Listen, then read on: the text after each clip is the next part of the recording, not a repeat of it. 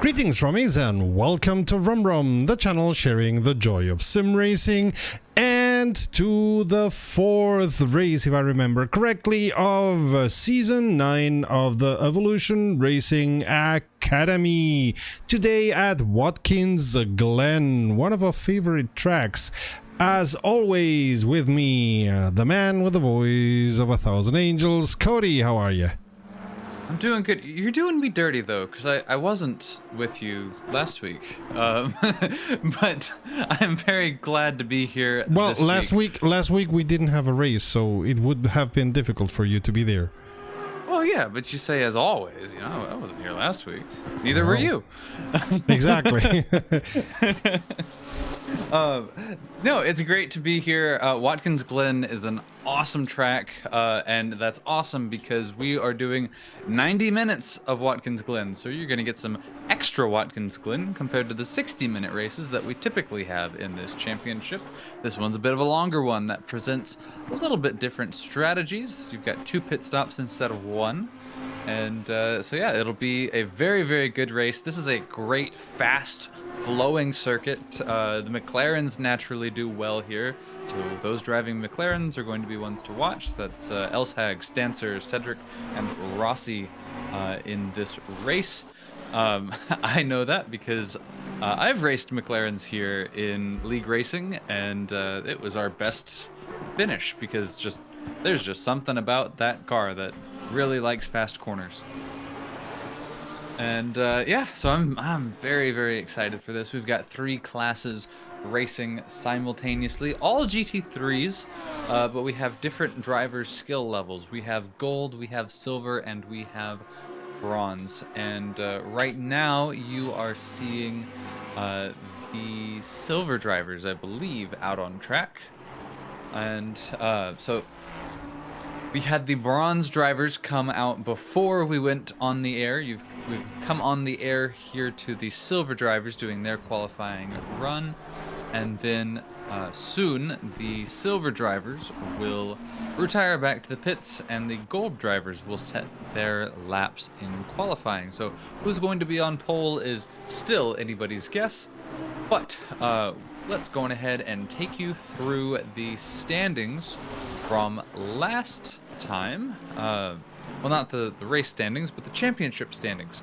So after the previous round, it is actually Dave Young who is leading the championship for the gold division with 44 points, with 43 points, very close behind. No, it's Thomas Hagen who is Thomas leading Hagen? gold with 46 points. With 42. Okay. Do I have the wrong information? I don't know. It's what Christian posted. Fengler? Yeah, what Christian posted. I think what you have is the wrong. He put 2 images and you have the wrong one. The second one. Oh, okay. Gotcha. Oh, I see what you mean. Yes. All right. So yeah, Sarda is correct. It is Thomas Hagen in first with 46 points. Dave Young is second, so correction there, with 44 points. Still very close behind is Richard Oakes in third. So that's your top 3 in the gold division. And interestingly enough, I do not see Thomas Hagen on the... no, I do see Thomas Hagen on the grid. He is in the BMW number 417. 417 BMW. And then, yeah, we've also got Dave Young and Richard Oakes in attendance as well. In the silver class, that is led by Samuel Hardeen, who is here and is on track right now in the number 172 Lexus. He is leading by 1 point, and we have 2 drivers tied for second in the silver class. That's Kevin Shepard and Perry Elshaug in second place with 35 points. And then in third, we have Nicholas Perois in the... let's see, what is he driving? Goodness, Perois has got... Is he in attendance? He is... not in attendance. No, he is in attendance. He's in the Lamborghini. Yeah. And he is currently in third place on the standings. for qualifying. So that is your top 3 in gold and silver. And then in bronze, it is Tobias Kolb with 42 points, Lucas Geese in second place with 41 points, and Matthew East a little bit further behind with 38 points in third. And it's interesting to see the Lexus on first. Yeah. Very cool to see the Lexus leading the championship for that class. That shows that Jardine has an absolute control of that car. Yes, the big luxurious boat, as some would put it. I would also ascribe that to the Bentley. Of course, the Bentley, of course, gets called a boat. But yeah. I would call the Lexus also kind of a boat as well. If you've ever seen one of those in real life, they are not light cars. Nope. Of course, the GT3 is stripped down, but it's still going to have a bit more weight. Yeah, but I think that the biggest chunky boy in all the GT3s is the Bentley.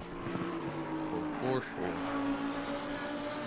So I love this track. I've described other tracks as a roller coaster. This one is probably the most roller coastery of them all. Certainly in America, I think it just narrowly edges out Laguna Seca as being the most roller coastery track with a lot of ups and downs. And I think overall, I would ascribe that to Portimao, Algarve circuit. Oh yeah. Worldwide, but in North America, I think this one takes the cake. You think so? Even more than Road America? Road America, or Virginia? I think either of those circuits have more like not more, but about as much elevation change overall. Mm-hmm. But Watkins Glen to me feels like a lot of up and down more frequently. Mm-hmm. Yeah. Okay. I mean, as I've said all the time, I love Watkins Glen. Is a great. I think it has a great flow, and it's a lot of fun to drive, and it's a lot of fun to watch others driving. On the other hand, put me in an IndyCar or Formula USA, as Reza call it, in Road America, and I'm having tons of fun. These cars, if you've never driven these cars in a DPI, which can be done in, I think, a couple of sims, I highly recommend it. I think Hypercar LMDH would get you a similar experience too. I think iRacing has all that content. Assetto Corsa certainly does. I would have to look it up. Oh. Jardine with a moment there. I'm not sure if Automobilista 2 has it. I would have to look it up.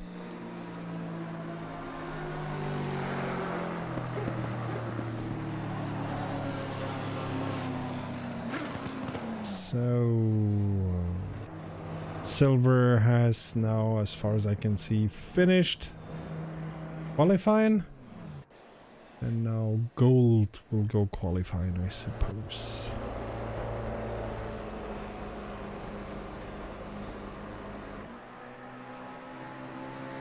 But Jardine once again at the top of the silver. As we were saying, the control of the Lexus pays off. Yes, absolutely. And now, the silvers have come in, and you're seeing the golds out on track. I'm wondering... Oh no, I was looking at the wrong thing. I was looking at the times, like 2 minutes 23. That's not time for them to qualify. But no, we have 6 minutes left. Exactly, it's 2:23 p.m. on the simulation. Yes. That's what you were saying. That's exactly right. That shows you I'm prepared for a 90-minute race here at Watkins Glen. Richard Oakes got a little squirrely there on his outlet. This is where you're really going to see some fast times. These gold drivers are quick and close together.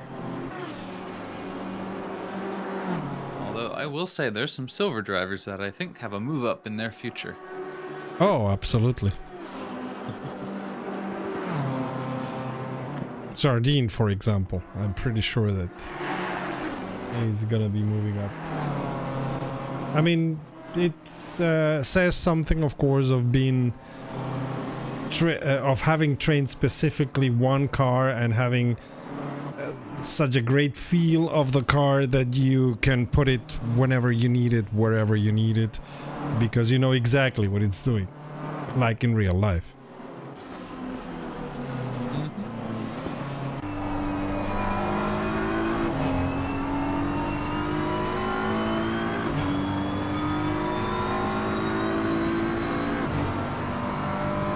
It's sunny at Watkins Glen.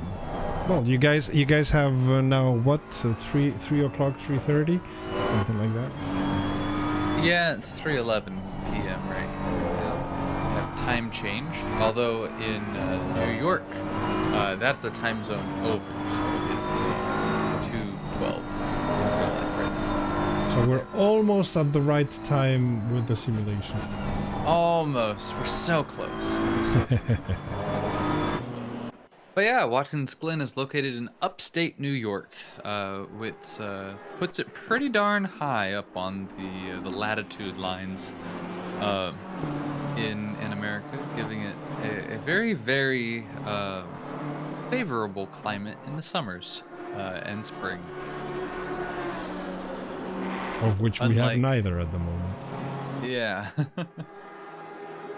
Although, let's see.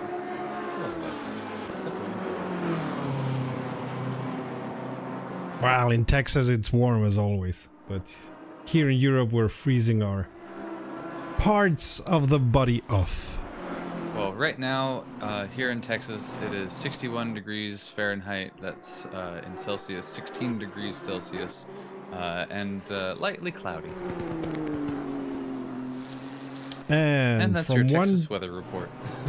From one Japanese car to the other, Mr. Knight in a Nissan is at the moment on pole.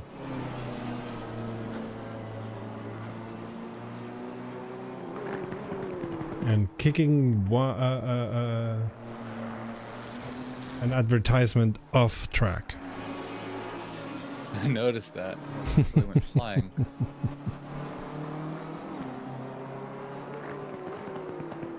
Three minutes left to go in qualifying. So Dominic says it's 4 p.m. in New York. Did you get mixed up with the time zones? I think either my clock or his clock is wrong. I think his clock is wrong.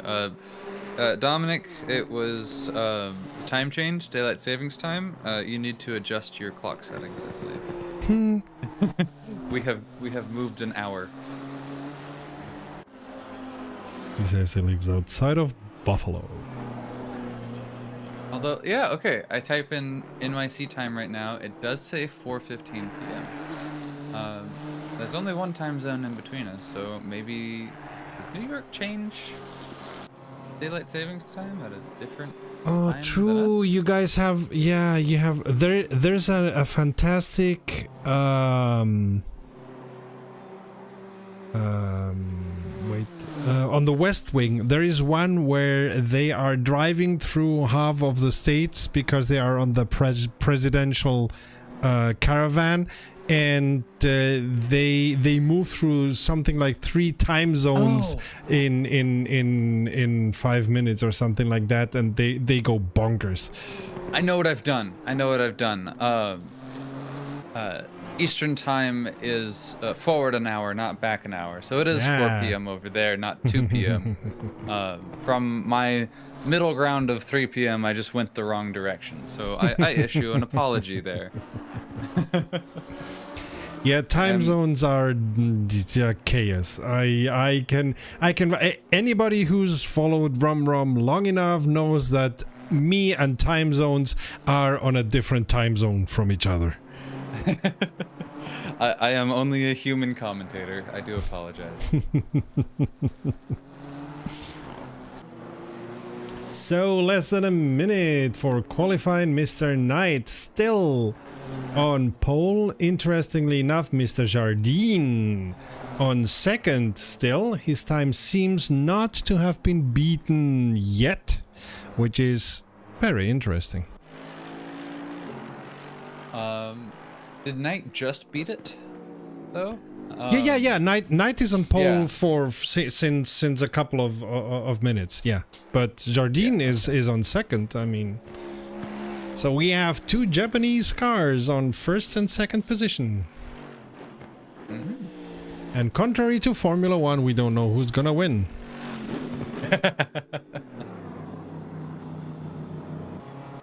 And what is it? IndyCar is tonight. Well, today, right? Or was it already? Oh, I don't even know, dude. I don't even know. So it's You St. don't want to know Pete how this late I weekend. got out of bed today. So it's St. Pete this weekend, and I cannot wait to watch the race. Although St. Pete is not my favorite track on IndyCar, still, it's a lot of fun. It's the first race, and it's got a couple of very tricky places. Last year they had a pileup at the start, so let's hope this time they didn't. But still, it has a couple of very tricky places, St. Pete. So Yeah, it was at 11:30 a.m. my time, so it's Okay. probably over at this point. yeah, I'll have to check out where I have the race. So don't spoil it for me. I shan't. No, I wasn't talking to you. I was talking to anybody who's listening. All right, chat. You gotta shut up.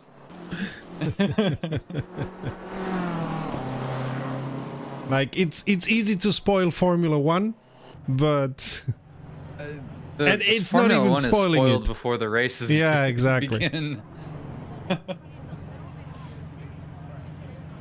All right, so qualifying has ended, and we have Mr. Knight and a Nissan on pole, and interestingly enough, Mr. Jardine from Silver in a Lexus on second place. Thomas Hagen from Gold in a BMW on third, Mr. Young on a Mercedes on fourth, Mr. Caruana Silver again on a Mercedes on fifth, Mr. Belej BMW on 6th, Mr. Rossi on a McLaren on 7th, Mr. Parra on a Lamborghini on 8th, Calgaro Lamborghini 9th, El Sauk McLaren 10th. And where is our wonderful Ike is not here? We do seem to be Ikeless. Oh. So I'll have to ping him to ask what's the matter. Yeah. I will say there's an interesting story. Jardine, right? Second overall quali. Mm-hmm. He's a silver driver, so that's very interesting. In the points, he is 1 point ahead of Kevin Shepherd, but Kevin Shepherd qualified, if you're looking at an overall standing, down in 16th with his number 41 Ferrari. So that Kevin Shepherd, if he wants to let the points go in a good direction, he's going to really have to work to catch Jardine. Yeah, absolutely. It's not gonna be easy. Yeah, we are lined up on the grid. We will have to go once around before the green light drops. Allows the drivers to get into position to get a rolling start going. And at the moment we see the success penalties being dished out. Those who did good position on the last race are getting different penalties, 15, 10 and 5 seconds, so that they have to suffer a little bit more so that the whole grid doesn't get too separated from each other. like it happens in other places.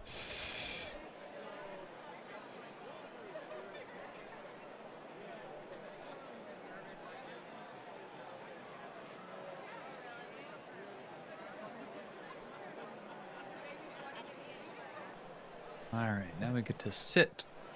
You're seeing some penalties being applied. These drivers were not particularly naughty in qualifying. I or just practice. explained that. Yes, I know. Ah, okay. I'm just saying, as you're seeing it, that is what that looks like.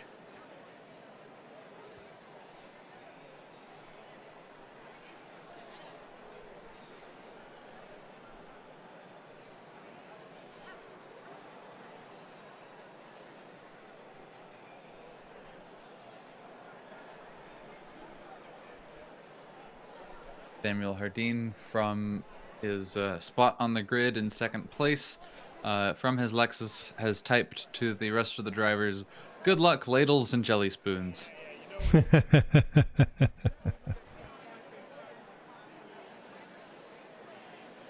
We have fun over here at WromWrom. Absolutely.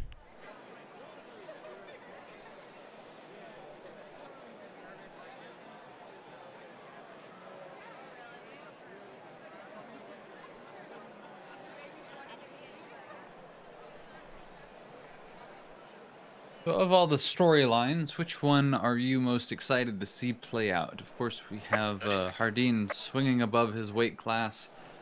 We have... He's been doing that all the time. I mean, he he's has. really good. That's good. That's nice to see. We have, yeah, still in the silver class, we have Kevin Shepard tied with Perry Elshaug. This will be a tiebreaker round for their points. 10 seconds. The bronze 1 and 2 is pretty close against Kolb versus Gies. And then, of course, gold is always an interesting race with Hagen, Young, and Oaks. But it's really just Hagen and Young in second and third place in class respectively, with Oaks down in 13th overall.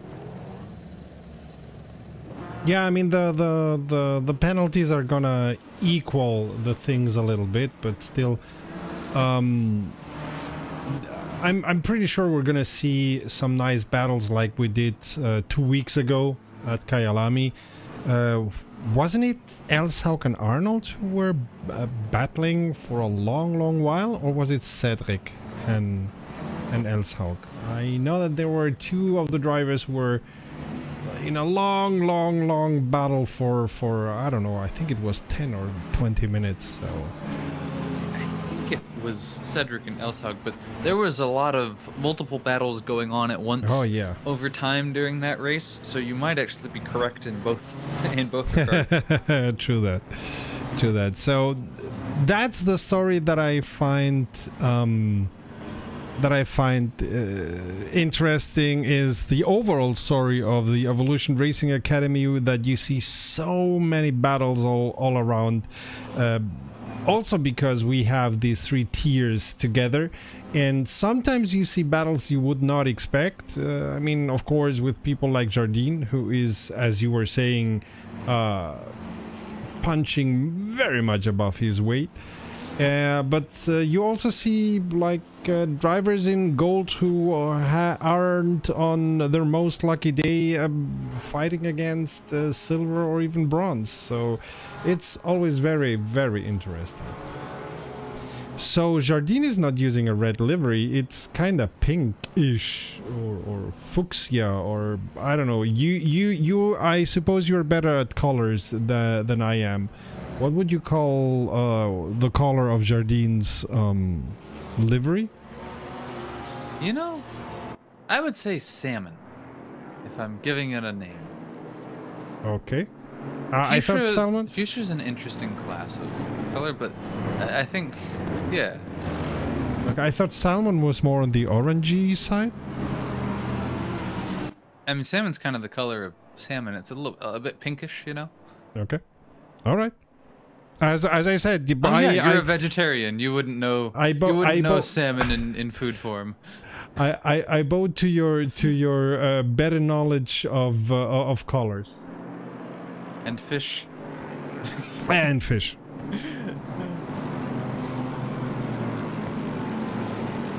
All right, we are coming around. We've got a couple more turns, and then we will go racing.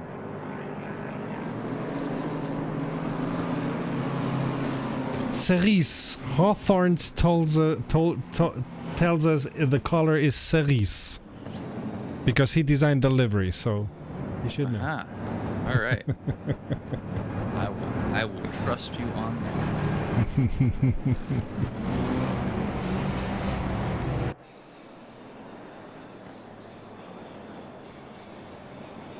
So cerise is cherry in French, so it's like a reddish color.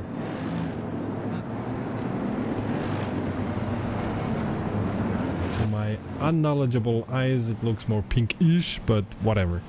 You guys know better about graphics.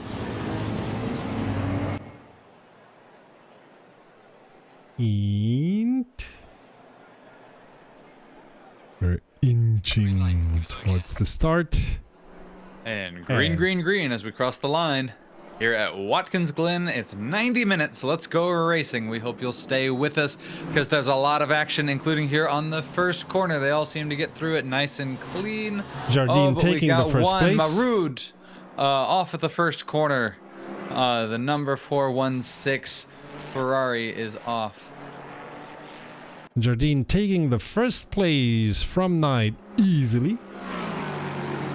With a very, very strong lead initially after these first few corners. That Lexus is paying off early. Paying off very early. Of course, there's a lot of race to run. Yeah, 90 minutes, 2 pit stops.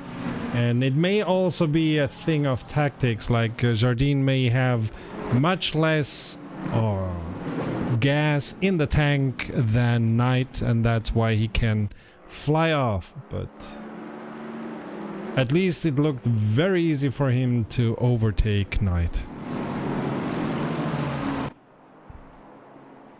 And with all these ups and downs, I suppose Watkins Glen eats up tires like there's no tomorrow. Yeah, I could certainly think of tracks that are easier on tires, but Watkins Glen does also have kind of the benefit of being a very smooth track, so that does help in some ways. It's no Sebring. Yeah, well, see, I think Sebring is less the tires than the suspension that get killed by that one.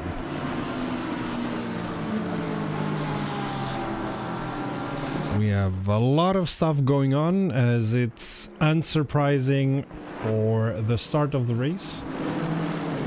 And Oaks makes the fastest lap, which doesn't mean much on the first lap, but still. Oh, Bellish overtook Caruana. Early moves being made. Yep. Shefford in front of Edmonds.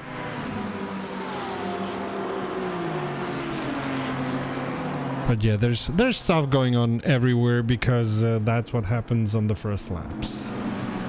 A couple of laps, things are gonna ease down.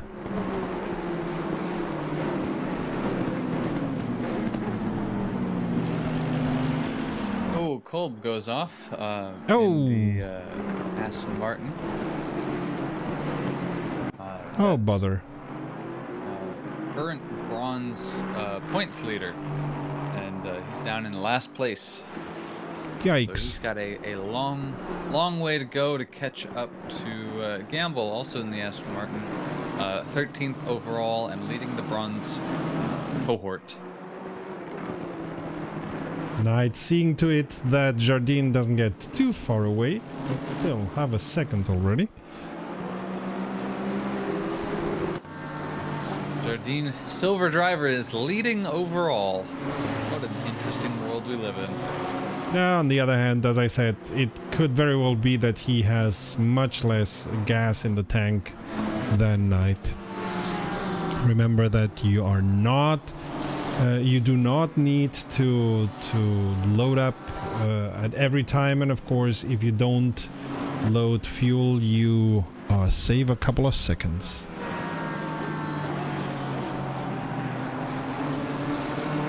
Jardine and Knight are not drivers that have had success ballast applied to them for this race.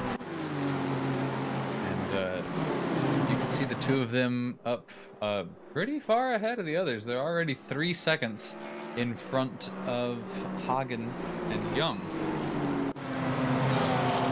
Oh, and what we're seeing here is Edmonds, Pattenden, and Rescala, and Edmonds overtakes Pattenden. Yeah, it's a big furball here of cars making their way through the bus stop.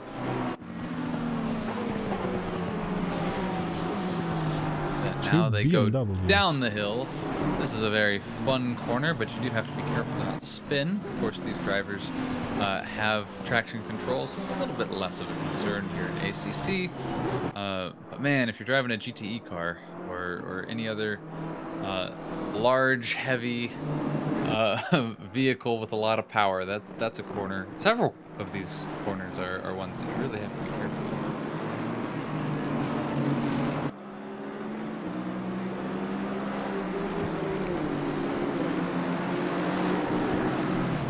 And we have a goggle here with Hagen, Belish, Caruana, and Rossi.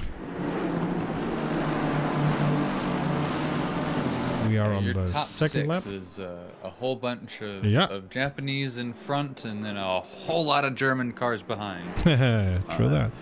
AMGs and BMWs trying to chase these guys down.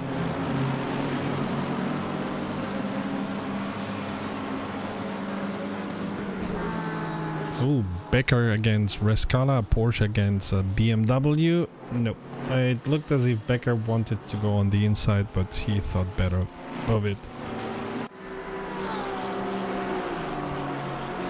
So at the moment, the most interesting battle that we have is these Young, Hagen, Belish, Caruana, Rossi. Let's see how long these drivers all are together, but it seems that they are settling on a rhythm. Belish, by the way, with the fastest time in this race with a 1:46.89.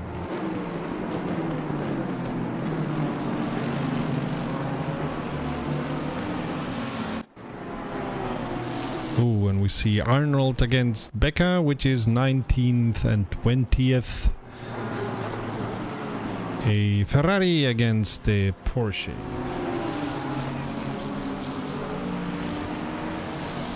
So, as I was saying at the beginning, the nice thing... Royce in the Lamborghini has spun out in a real bad spot. Yeah.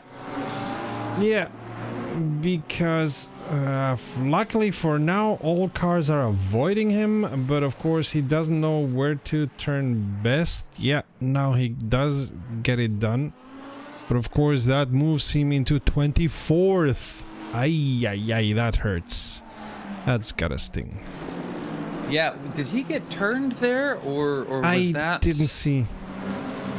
Or was that an occasion by himself? That was...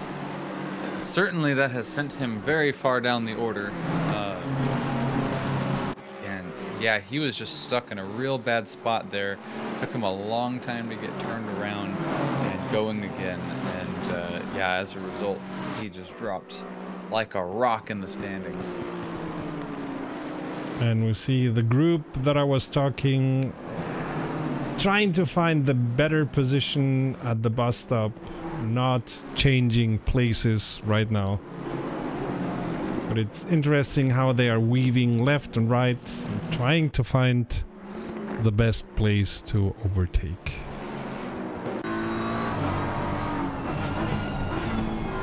Whoa! And Hagen goes too wide, loses a little bit of control, and Belish overtakes him, just as I was showing you the passenger view from Belish, which gave us a very nice view of that issue. .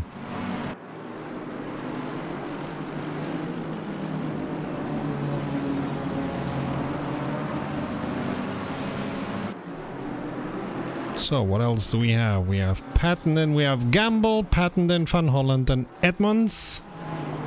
Also together a nice mix of bronze, silver and gold. Arnold overtaking Becker. The Ferrari against the Porsche that I was speaking a couple of minutes ago. What else do we have? Tetley, Stancer, Awabde and Moreau. Oh, and Parois is off again. Does he have an issue? He seems to go quite slow.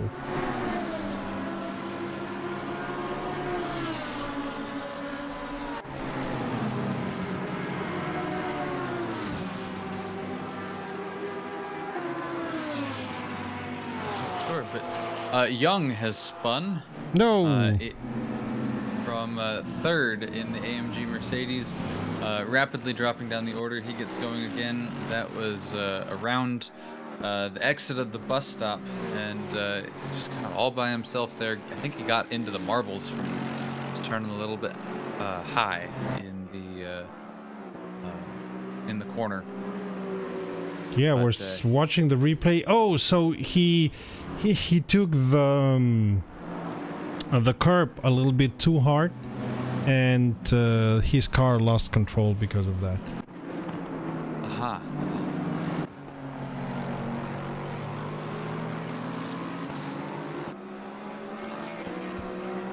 And Pattenden has had an issue. Yes, the 97 BMW. He seems to have gotten going again, but definitely triggered the screen. So he dropped down a couple of positions. Yeah, he hit the wall all by himself somehow. Lost control of the car somehow. And we still have that gaggle with Hagen, Elshaug, Cedric, and Calgaro. So Elshaug and Cedric seem to be so similar in their quality as drivers that they find themselves in a battle soon enough in almost every race.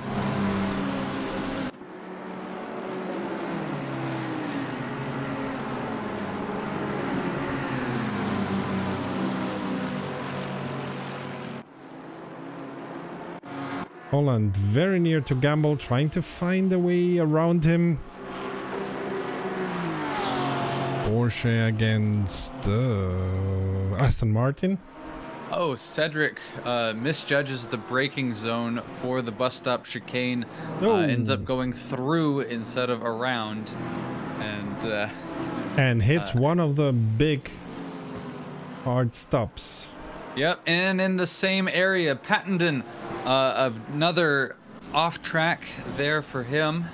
Not his day looks today. Like, yeah, he hit that same bump that we saw earlier from Hagen. I'm sorry, from Young in the AMG Mercedes, and he just had basically a replica of the same incident.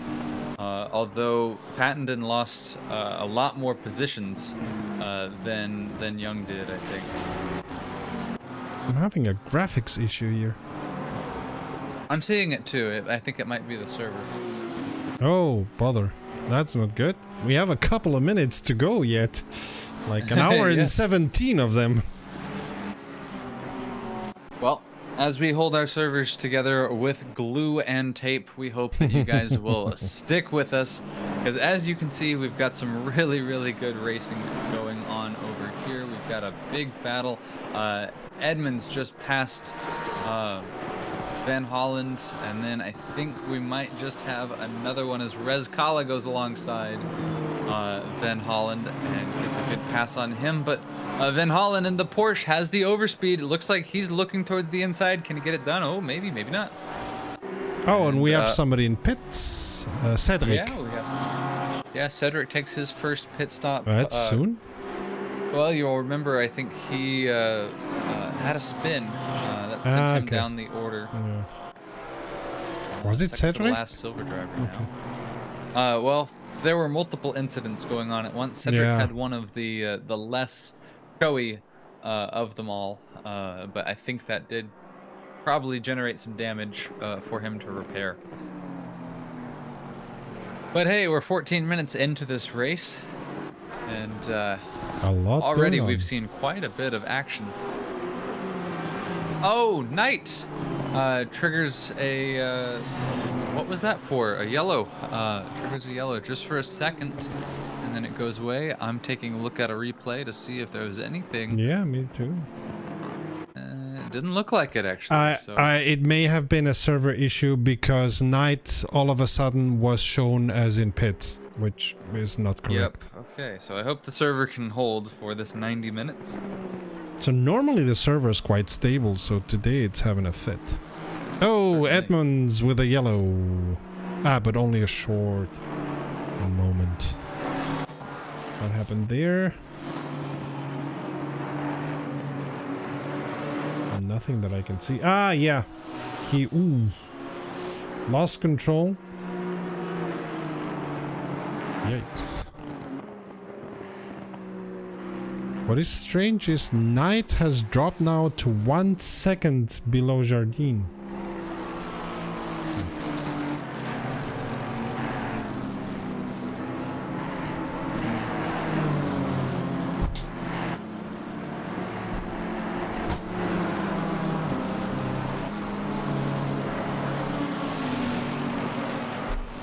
So, what do we have here? We have Knight against Jardine, Hagen against Elsaug, Young against Calgaro, Edmonds against Rescala, Pattenden against Tedley.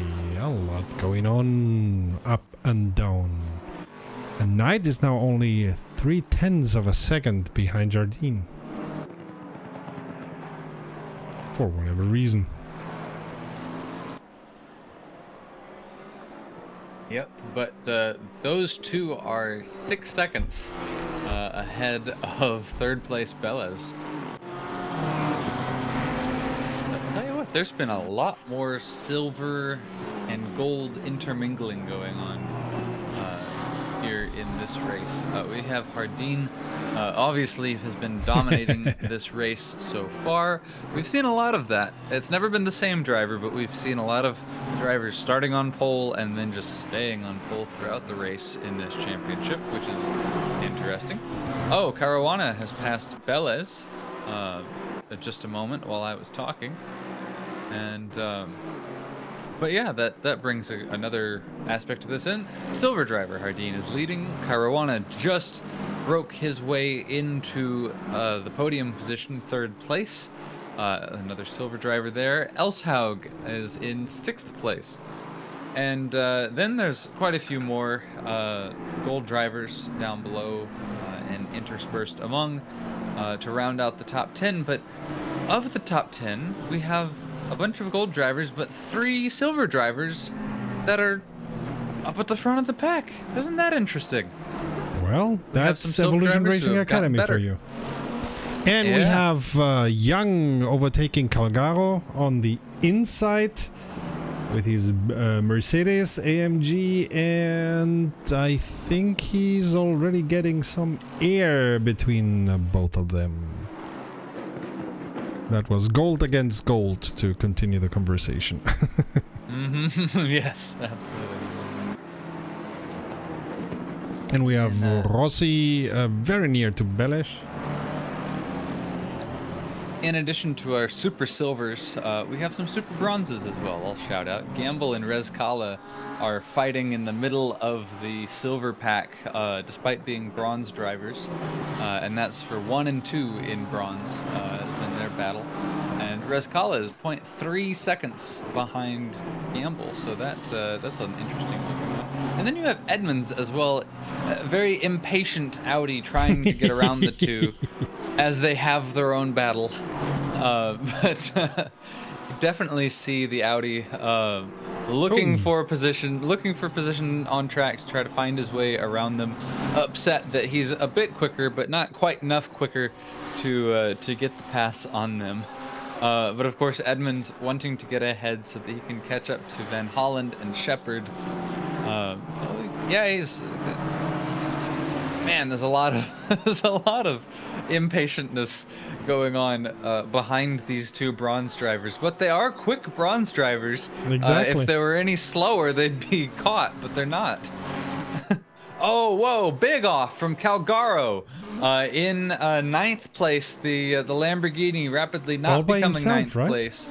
Yeah, looks like a big, yeah, going over. Yeah, it's that that exit chicane, the exit of the chicane. Okay. There's a lot of drivers cutting that too close, hitting the bump that is there and has been there, and it just upsets the car and they go flying.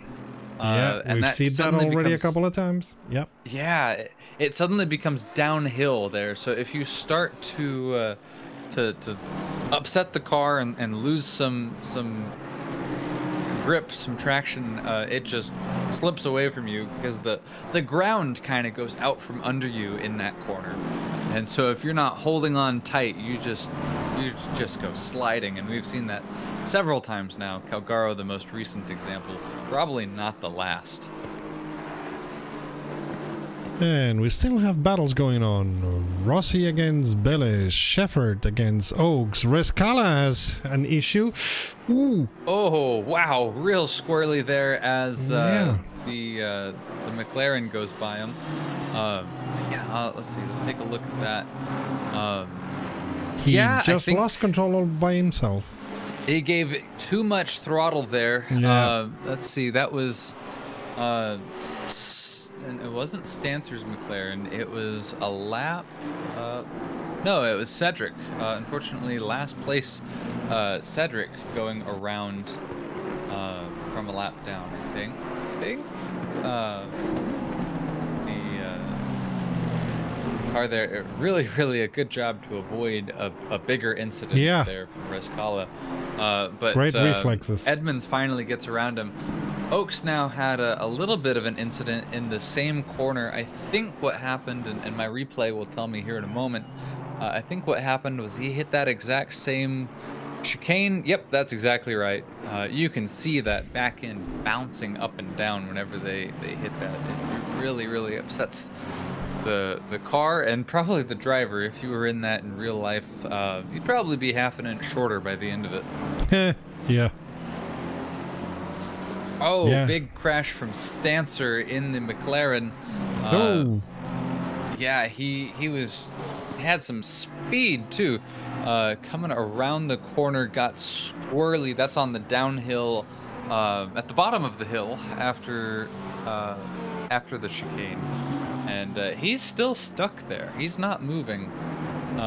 He's on the racing line now. He finally gets rolling. Gets off again, but man, that was that couldn't have gone worse for Stancer in that corner. And all by himself. Yeah, all by himself. It looks like as he's getting going too, he's kind of loose as well. I wonder if something may have happened to the car. I'm not sure.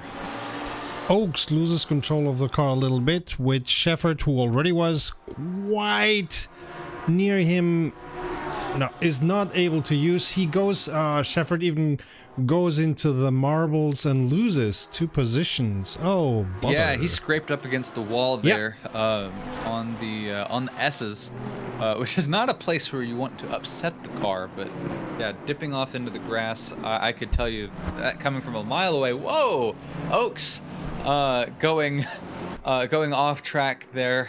Lost it in the bus stop chicane.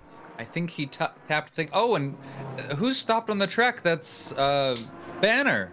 Lap down bronze driver Banner is stuck on the corner exit there, and he's in a real bad spot because the only way to get out of that is to back out, but he can't do that if there's another car coming. We've got one more coming.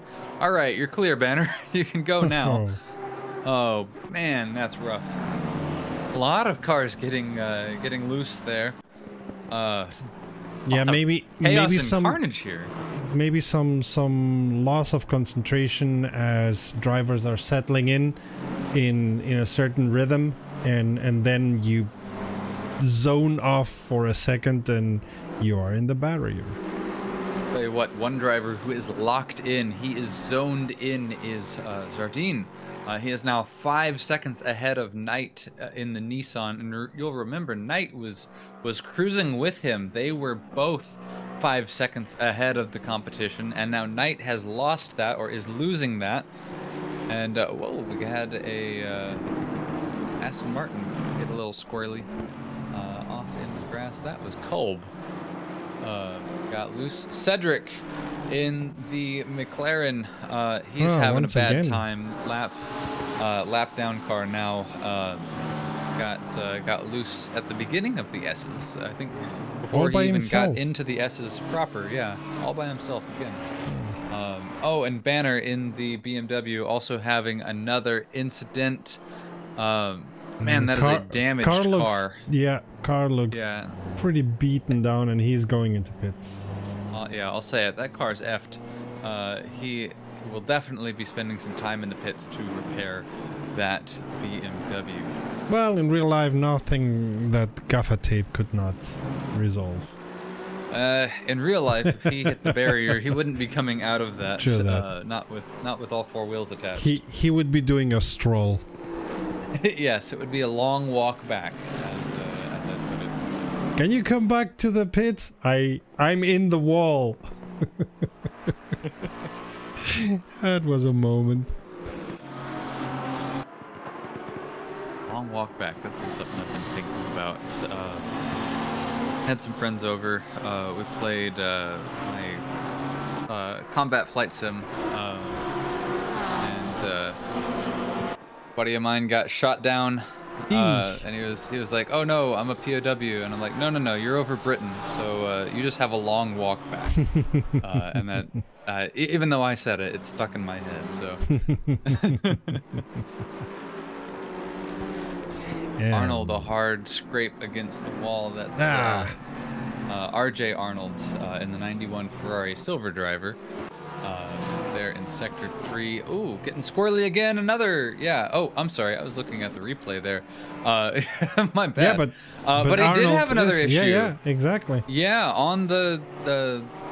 Oh, where is that at? That's turn 1. That's turn 1. Exactly. That's the. I see the pit exit. So. Yeah, that's a very scraped up Ferrari now. Yeah.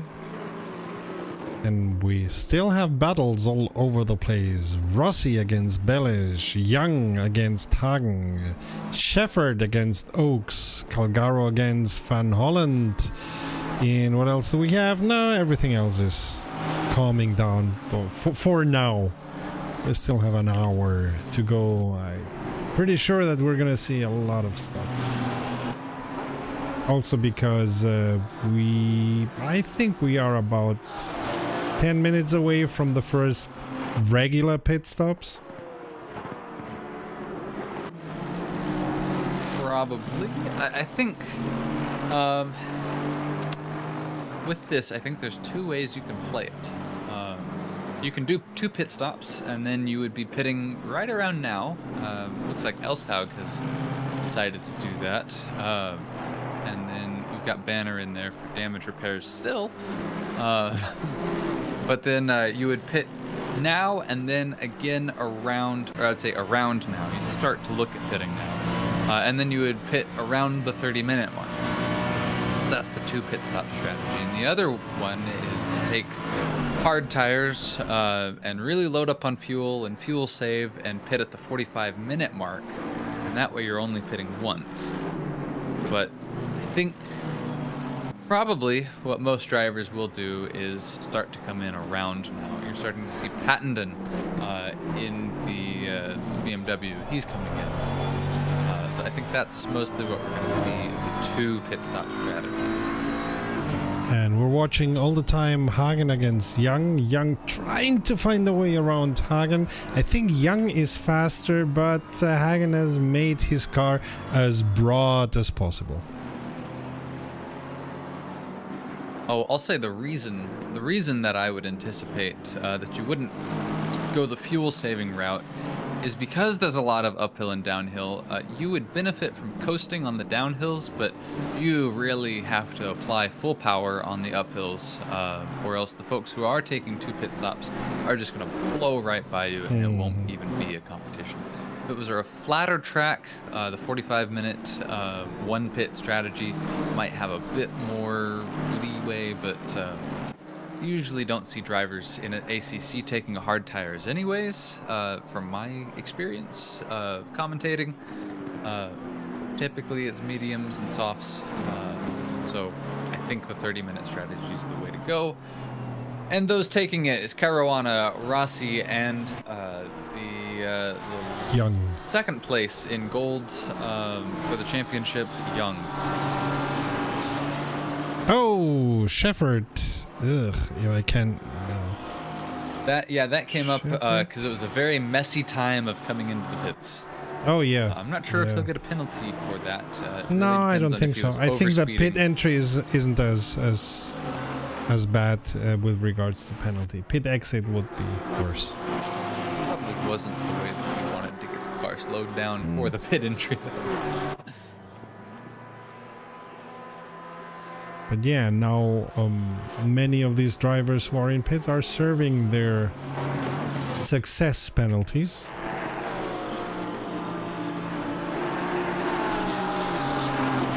Kala and Shepard, the only ones currently in the pits. Everyone else is on track. Knight has still dropped behind Jardine. He's around 4.5 seconds back, so he's gained a little bit of time. But another thing, he has gained on 3rd place. He's now 4 seconds ahead of Velez, which is better than he had before, which he was losing time and it looked like he was about to be overtaken. That is no longer something he's worried about immediately. So Yang went into pits, hoping to... Oh! And we see he almost hit... who was that? Banner? Yeah, Banner again, back marker, BMW in bronze, had a real bad off and has now retired back to the pits. Oh, that's gonna be a DNF, I suppose. That's my guess. Banner had spent a lot of time repairing that BMW in the pits and had just gotten out, only to unfortunately crash it all over again. You were right. Shepard got a stop and go, 30 seconds. So yeah, that entry was not accepted by Assetto Corsa Competizione. Meanwhile, Young, gold driver, has passed Arnold, silver driver. That black Ferrari has seen better days. Both. Well, you know what? I'm calling it a black Ferrari because I don't have the skin pack downloaded. I don't think it's actually a black Ferrari, but that 91 Ferrari has seen slightly better days. Whoa, Edmonds in the Audi, he had a real tough time of the bus stop, ended up off-roading that Audi. That's not the Audi to off-road. There's better Audis for that purpose than the R8 LMS GT3. Algaro passes Van Holland. Velez throws a caution as he comes into because the pits. of the... Curious if that will be something that draws more scrutiny. I think. So no, he was just slowing down. I just heard why Ike is not driving today. And why is that? It's good news. He is on the Isle of Wight and he just got engaged to his girlfriend, now fiancée. Congratulations, Ike. Yeah, major congrats. That's excellent. We'll forgive you for not being here. That's a good reason for not being there. That's a plenty good reason. Congratulations. So, and we saw Rossi and Tetley having a moment, and I think it was Tetley who was kicked off track by Rossi. Like not on purpose. I would say that was a race incident. Shepard serving his stop and go. A bunch of drivers coming into the pits here. Van Holland, Oaks, very notable. Rude has come in, that leaves Hagen.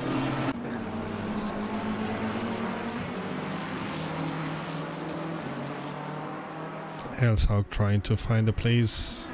No, Tetley trying to find a place around Elshaug. Tell you what, there's a driver. We have not said his name yet in this broadcast, but he has worked his way up 10 positions overall in this race to move up to 8th place, and that is bronze driver Jeffrey Bacher in the number 3 Porsche. He has just been quietly moving his way on up the order, and so I just want to give him a bit of a shout out. Absolutely. That's a lot of positions to move up.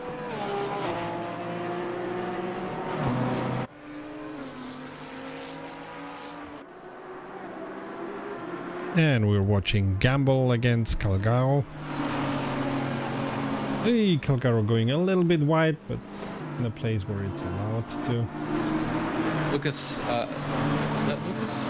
Lewis Knight has come into the pits, taking his Nissan GTR with him. Well, it would be a little bit difficult to do it without, right? Long walk back. Yeah, true that. And Jardine and Hagen have not been yet in pits. Jardine taking its sweet time, but it's okay. Points leader Kolb throws a caution. In Sector 2. Another victim of the bus stop. He ended up, it wasn't the final chicane. He just misjudged the braking zone, went right through the grass, and my country accent coming out a little bit there. But he just blows right through the grass and ends up spinning and going nose to barrier there for a moment. Jardine comes into pit. That's your leader in the Lexus. He's gonna lose leadership for now, but he's only gonna lose it to Hagen, who has not been into pits yet. I think he's gonna get the leadership soon enough. Hagen, Calgaro, Gamble, 2nd, 3rd, and 4th respectively, all coming into pits. Not quite yet. They still need to do that. And Becker also hasn't come into pits, and he has a 5-second success penalty. Yes.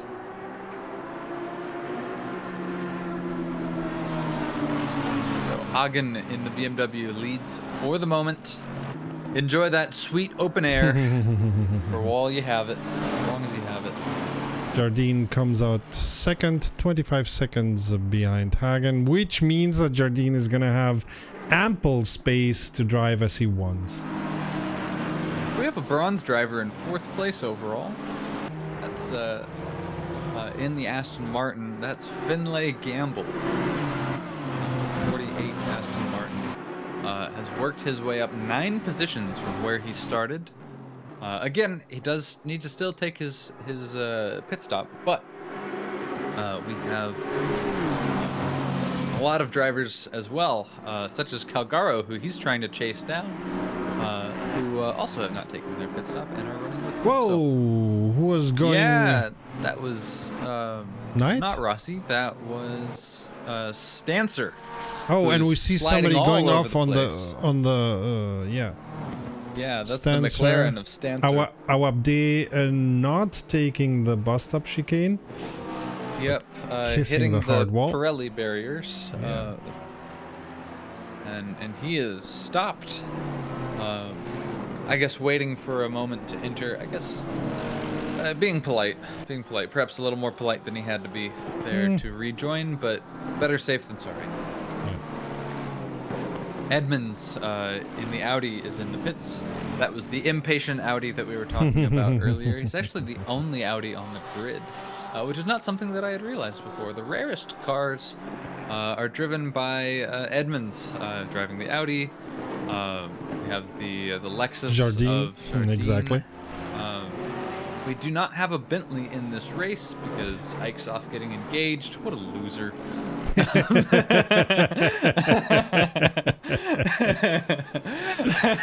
Really, getting engaged. What's more important, a race or getting engaged? I mean, come on, man. Get your priorities straight. If I didn't mention him before, Lewis Knight in the old Nissan GTR. That car will outlive us all. And we just saw Rossi overtaking Becca. Think about this for a moment. The concept car for the Nissan GTR came out in 2000. It was 2000. It was around then. That was over 20 years ago. Oh well. That concept car came out, and you can still buy the production model of it today. Well, I mean, I'm hopefully soon gonna be sitting in a Nissan too, but not in a GTR. So. Or are you going to be an Altima driver? No, I'm gonna. What are you driving? I drive electric, man. So I'm gonna drive the Aria, which is a mini SUV. Like compared to the SUVs in the States, it's small. Yet still, boo. Well, it's an electric car, and the thing is, I tested the non-SUVs, and I had different issues with them. One has had broken buttons, the Seat Cupra. Another one would have cost me on 4 years of leasing almost as much as the car costs by itself. That would have been the Renault. So, and then Ford releases a Mustang electric, and it's an SUV. What the? It's a Mustang. Why do you call it Mustang if it's an SUV? It's like it's. Yeah, that's a crime against humanity. That car. Exactly. Becca had a big issue. Went into the wall all by himself.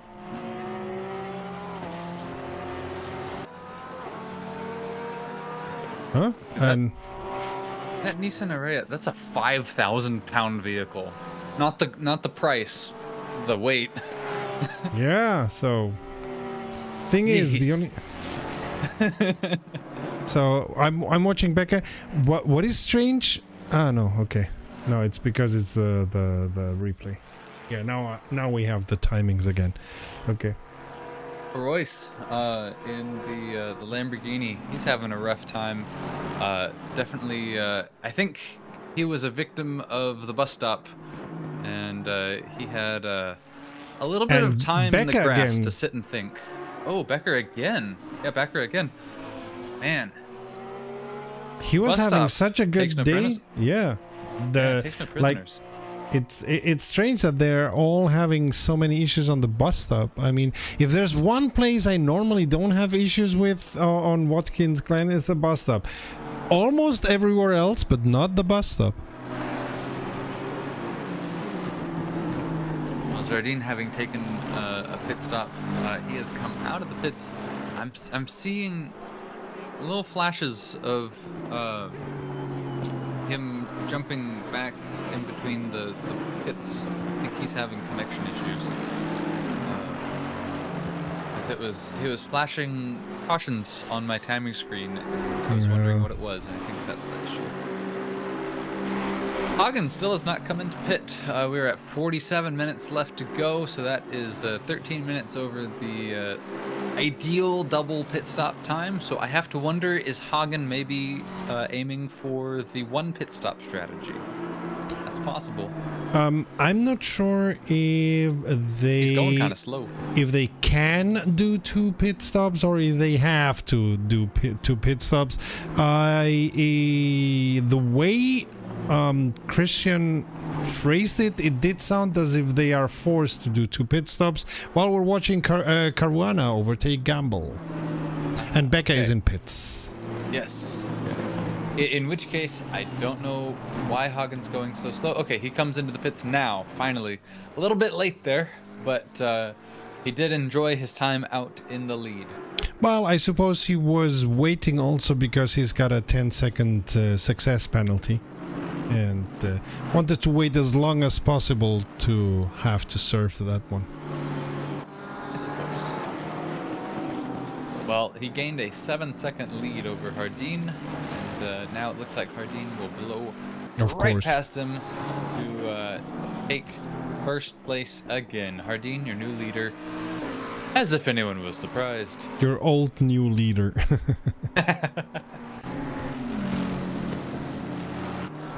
And we're watching Rossi against Young. 24 laps in, by the way.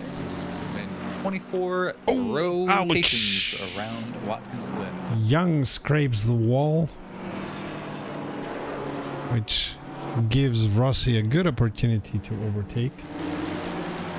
Ow. Yeah, didn't throw a caution, but did lose him the position. Yeah. Because it was a hard hit. Eesh. If he's using a DD, that must have hurt.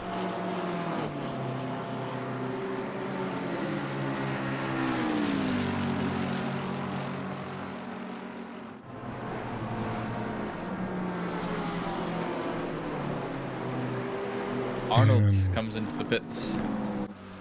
Gamble as well shortly before that pitted in. Bakker's been in the pits for a little while now. Oh, so having to do repairs, it seems. It would seem that way, especially looking at his back bumper. It looks pretty rough, so... Oh.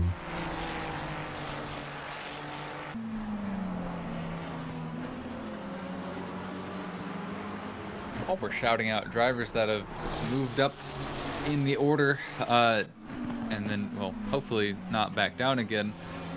Tetley, number 808 Lamborghini of Steve Tetley, silver driver. He's moved up 11 positions, sorry, since starting this race, up to 9th.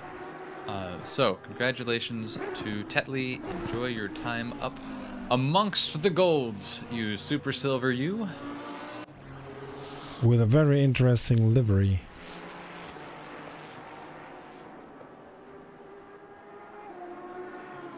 Looks like a collage of some kind.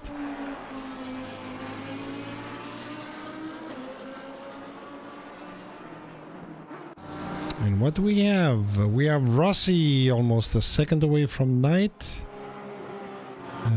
Edmonds just about a tenth or 2 seconds away from Arnold.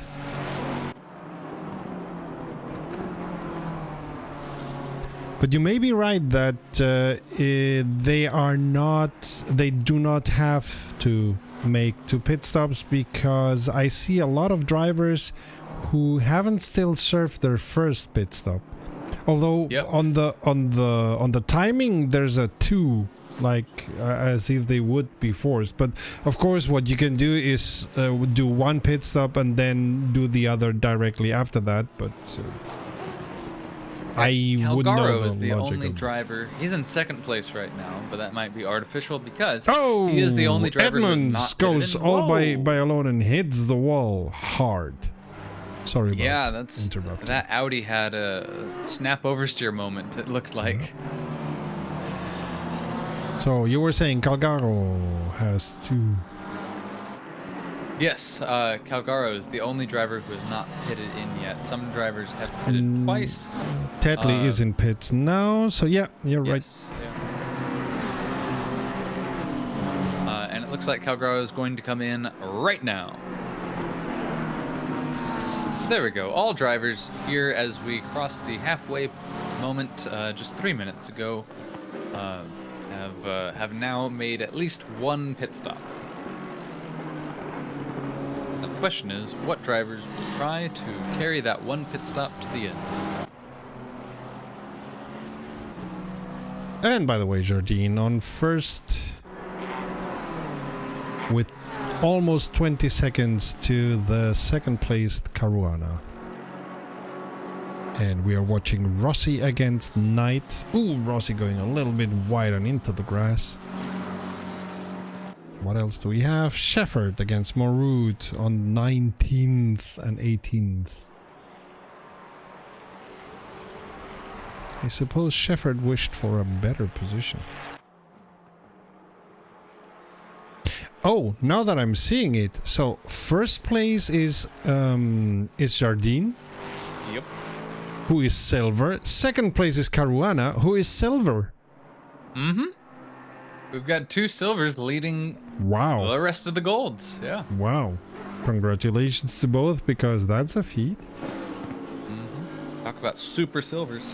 Yeah.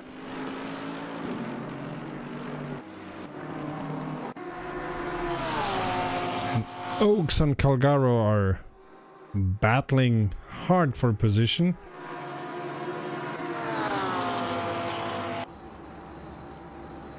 Coming now to the bus stop. No battle in there. All right.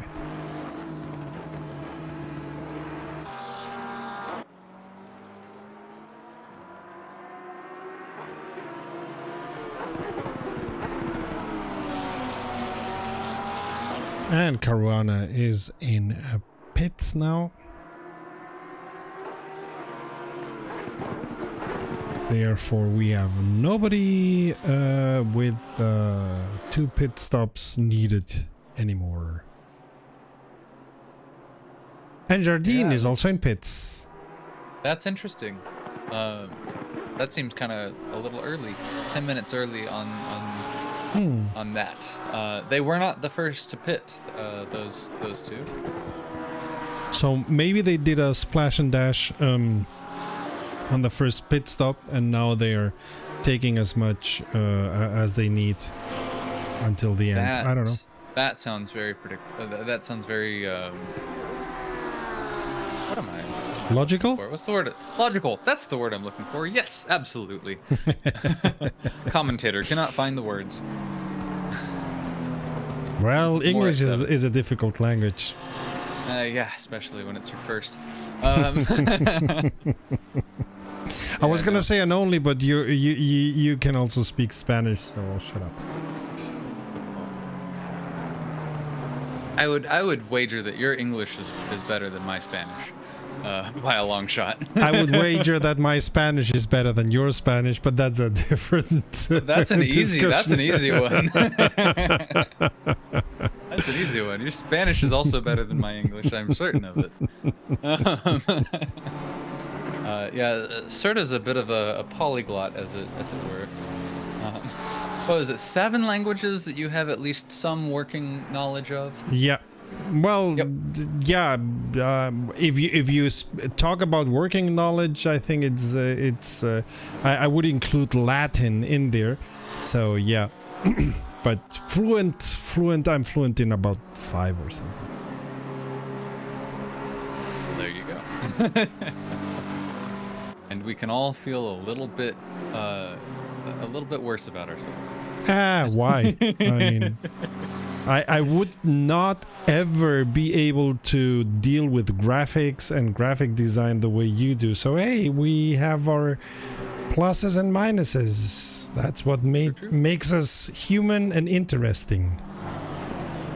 True. I'll tell you what, Elshaug, his plus is that he can run amongst the golds. Interesting.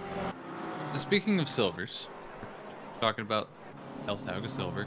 The 2 silvers that we had leading are no longer leading, and I think that was because they went into the pits, and I think maybe the reason that they were leading was because they took a splash and dash, so they were nice and light, they had good fresh tires, and they were able to rush ahead of everyone else. But they did have to pit in because it wasn't sustainable. That's on the other hand, let's not forget that Jardine was leading most of the race, was then leading, and Jardine is the highest position that does not have to go into pits anymore. So when the 5 drivers in front of him have to go into pits, we may see a completely different story. So then did we establish that they do have to go into pits twice? Yes. Yes. Okay. It's mandatory pit stops. Luckily, Marco Castorina on chat just told us that it's mandatory pit stops.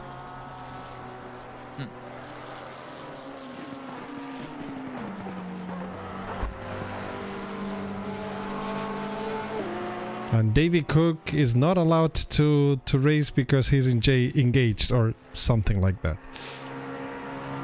It's gonna be an interesting conversation, David, if you want to explain. Yes, please.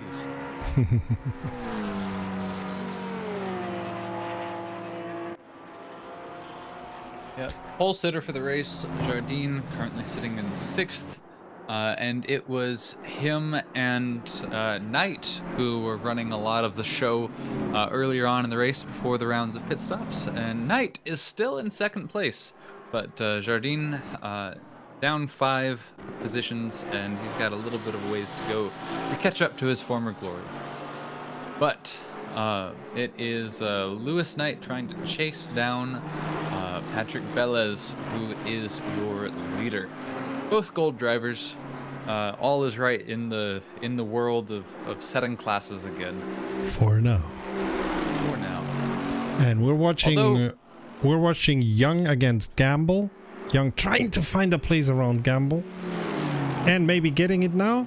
Oh, it's the bus Aldo stop. Rossi. So... Look at Aldo Rossi here, where it was 2 McLarens near each other, and Rossi was running to avoid... I think we had a slow BMW, and I believe that was... Hagen? No, that was not Hagen. That was Banner. It was Banner, who was going very slow. He hit the Lewis back Knight of a BMW, avoided, yeah. Yeah, Lewis Knight swung out to avoid it, and it was like that scene in Final Destination where Rossi had no way to know in advance that he was there, and no time or opportunity to slow down. And Pattenden lost control all by himself. Was he the BMW that got bumped into? Can't remember. Nope. Nope. Okay. Stop second guessing yourself, Cody. But yeah, Pattenden spins out very slowly, all by himself. Gets going again. Yeah, unfortunately, that BMW looks like it's really, really squirrely to drive right now. And we have Oaks, Caruana, and Calgaro all very near to each other, so this is at the moment the most interesting thing. Oh, and Banner is on last position and in the wall. But we're keeping with this battle here. Well, put it out on Twitter. Now live, see GT3s survive the Glen. Yeah. I think some of these GT3s are surviving, and some are just barely making it. I know why I said it. The Glen is a beast. You know, I was honestly not expecting as much contact as we have seen. If you ever needed a reminder that racing, and by extension sim racing, is a contact sport, look no further than this race right here. Yep. Elshaug comes into the pits. Pattenden also in. And so now... Well, like Pattenden, seeing... I suppose, for repairs. Yeah. Also for repairs, let's put it this way. And Banner teleport back to the pits. Yeah. He had a slow spin on actually corner entry. He was not far from the pit entrance. Oaks loses control a little bit. That's what Caruana is now using. And Oaks almost loses control of the car. A 3-way fight here all of a sudden. Ooh. And Calgaro right behind those two, trying to see if he can find a hole. Ooh. Like an opportunistic vulture. I will save you from that euphemism. If you don't go for a hole that does exist, you're not a race driver. Even if you don't go for a hole that doesn't exist. Oh, Caruana hits the wall hard. And I'm holding Calgaro, my tongue so hard. Calgaro tries to... He's at the bus stop, and no, he does not try to overtake, and Oaks is having quite some issues keeping control of his car. Still in front of those two, but still. Ooh. Yeah, look at this battle here. Caruana right behind Oaks, looking for an opportunity. Calgaro, Young, all right behind him, bunched up, waiting for just the perfect moment where those two drivers in front can just slam into each other and let the others pass. Mm-hmm. Caruana going a little bit on the dirt. Now he's on the inside. He makes the pass. And I think he's gonna make it stick. Yeah. I think Oaks ended up just not braking early enough, had to swing wide, and just gave the perfect opportunity to Caruana. It may be that Oaks has issues with the tires and should go into pits because he almost loses control once again, which Calgaro is gonna try to use. He goes on the inside and he is still on the inside but does not make the pass. Nope. Well, of this big fur ball, it is Oaks and Calgaro who have only one pit stop to their name. The other drivers involved, Young and Caruana, both have 2. Look at how much Caruana is just... He is getting gone. Away. Yeah. He is absolutely gone. My goodness. And by the way, Young used the opportunity that Calgaro gave him and is now in front of Calgaro, trying to 30 minutes to go. Yeah, trying to get in front of Oaks. By the way, Young being the driver who has the fastest lap in all the race since kind of the beginning. I think it was lap 3 or 4. Oh, we have a very loose Oaks there. Oh, And yeah. Young comes out with the overspeed. Looks like if there's a place to pass, this is going to be it. He goes Dives on down to the inside. Ooh, he tries to cut him off. Yes. He does it. Holds on, but they're going to be alongside each other now. Coming into the next corner here. Oh, Eesh. Bella's your race leader. I don't want to tear you guys apart from this too much, but Bella's your race leader had an incident in the corner. It was Banner. Last place. Banner lost control, went into your race leader Bella's BMW on BMW action, and put Bella's into the wall. And Bella's lost the lead as a result. He's now 1.7 seconds back from Knight, who is now your new leader. And I think that might be the first time that Knight is in the lead in the Nissan GTR. Other than being on pole position at the start of the race, but that didn't last long. I believe it was the Lexus that was on pole position at the start of the race. No. It was the Nissan and then the Lexus. I could bet on it. Because Jardine made only second and not pole.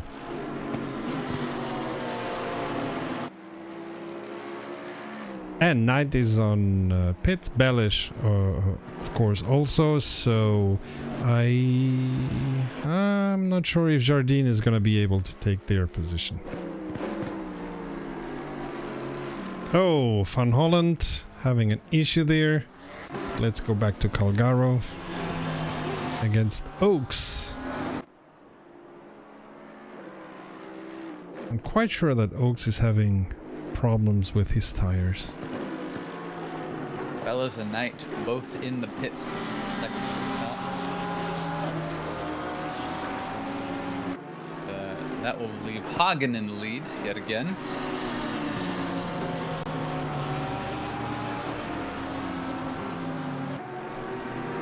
And Holland had some slight issue in the bus stop chicane.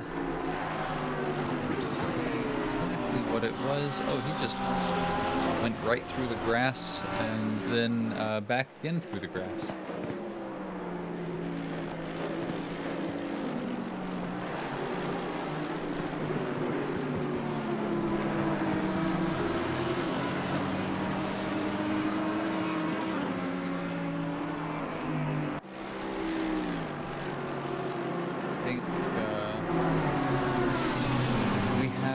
Let's see, Knight is passing a BMW, that's Bellas. That was for position, for 5th place. Yeah.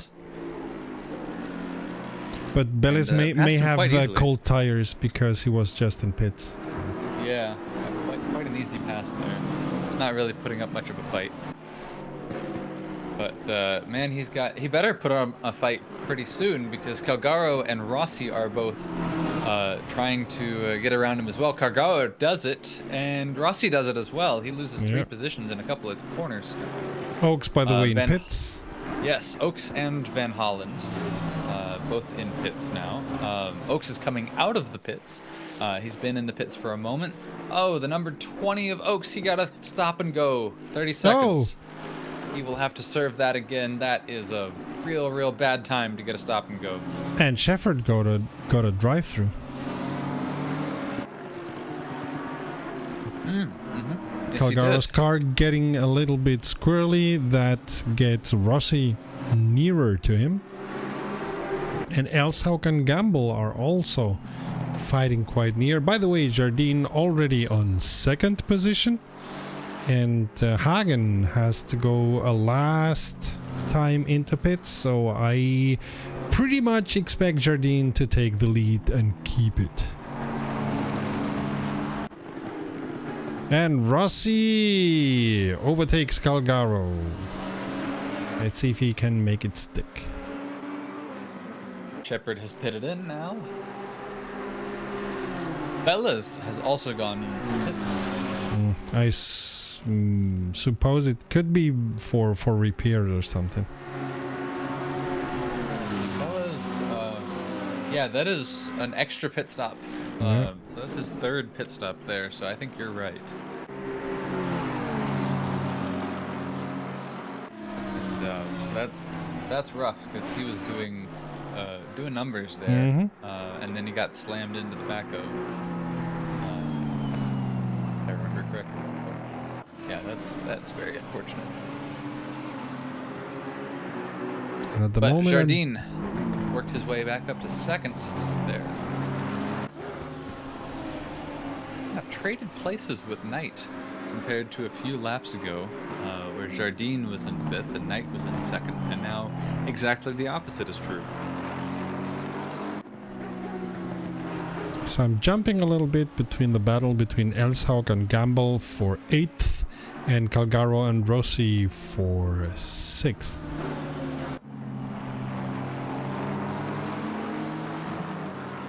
Because the time differences are jumping a bit.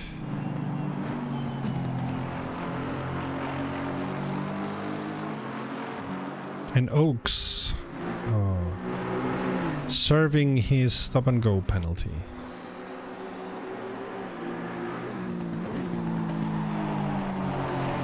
I wonder when Hagen is gonna go into pits. Jardine already, even without a pit stop, 0.7 of a second away from Hagen. And while I was not watching, Elshaug overtakes Gamble. Let's see the... Oh, that looked very easy. It was on the start and end straight.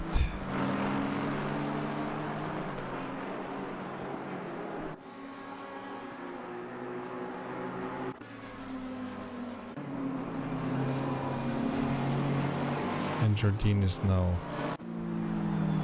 Jardine is jumping between half a second and a full second away from Hagen, which maybe he's taking it easy because he knows Hagen has to serve still one pit stop, so there's no need to fight tooth and nail for the position. That would make sense. Yeah, Hardine's closest competition at this point is Caruana, who is 21 seconds back. So you could say that Hardine is feeling pretty comfortable right now. I'm not going to say confident because, you know, there's still 21 minutes to go, but commentator's comfortable curse. For the moment. Yes, comfortable for the moment. And if it happens as we could expect, that Jardine and Caruana get first and second after Hagen goes into pits, that would be 2 silvers on first and second. That would be something. Oh, it certainly would.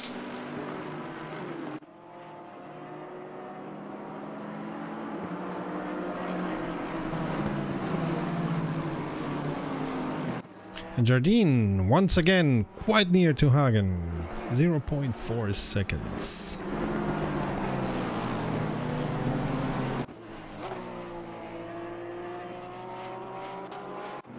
And Parwa against Oaks. Oaks was into pits, hopefully got new tires and now doesn't have as much a squirrely car as he had a couple of minutes ago.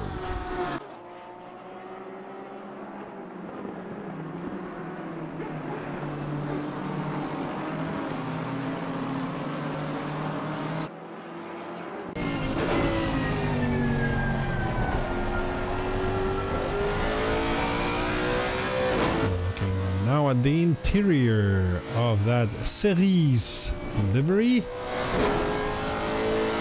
following Hagen. Oh. Well, I must say, as a commentator, I'm starting to feel a little tired, and we've still got 20 minutes left. I can't imagine how these drivers' arms are feeling. Oh, man. I don't get the impression that... Yeah, go ahead. Go ahead. No. By all means. I don't get the impression that Jardine is really fighting, but he's still going to get the position, it looks like. Yeah, he's now in front of Hagen. Fairly comfortably, too. I think Hagen knows the writing on the wall. Yeah.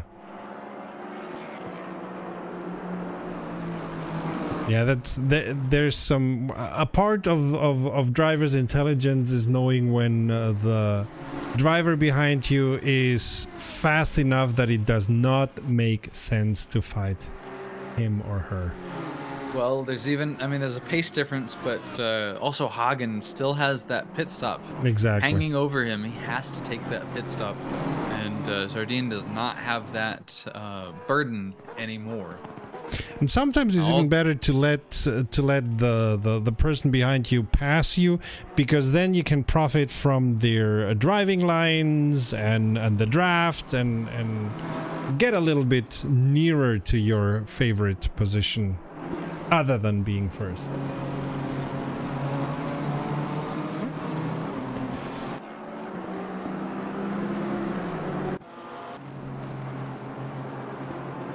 Oh, Arnold off. Ooh, on the...